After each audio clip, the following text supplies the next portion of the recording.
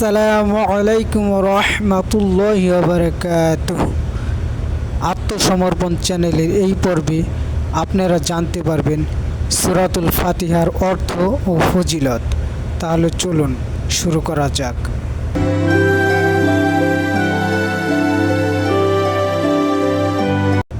আলহামদুলিল্লাহি রাব্বিল আলামিন। সকল প্রশংসা আল্লাহর জন্য, যিনি সকল সৃষ্টি জগতের পালনকর্তা।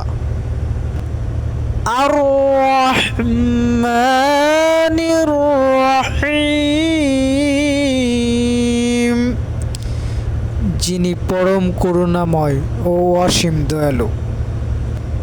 মালিকি ইয়াউমিদ্দিন,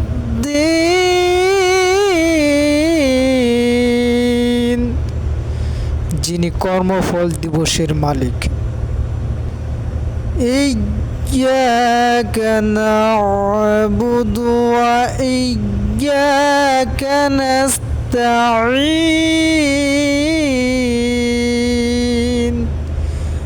আমরা কেবল আপনারই ইবাদত করি এবং আপনারই সাহায্য প্রার্থনা করি। ইহদিনাস সিরাতাল মুস্তাকিম, আমাদেরকে সরল ও সঠিক পথ প্রদর্শন করুন। সিরাতাল্লাযীনা আন'আমতা আলাইহিম, সে সকল লোকের পথ যাদেরকে আপনি নিয়ামত দান করেছেন। গায়রিল মাগদুবি আলাইহিম ওয়ালাদ-দাল্লিন, তাদের পথ নয় যারা আপনার গজবে নিপতিত ও পথভ্রষ্ট। সূরাতুল ফাতিহার ফজিলত।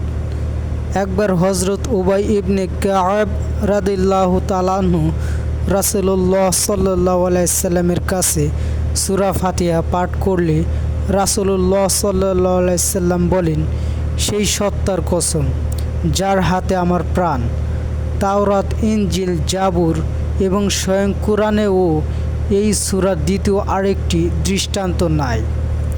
হযরত আনাস রাদিয়াল্লাহু তাআলা আনহু থেকে বর্ণিত, রাসূলুল্লাহ সাল্লাল্লাহু আলাইহি সাল্লাম বলেছেন, সমস্ত কুরআনের সর্বাধিক গুরুত্বপূর্ণ সূরা হলো আল হামদ। বুখারী।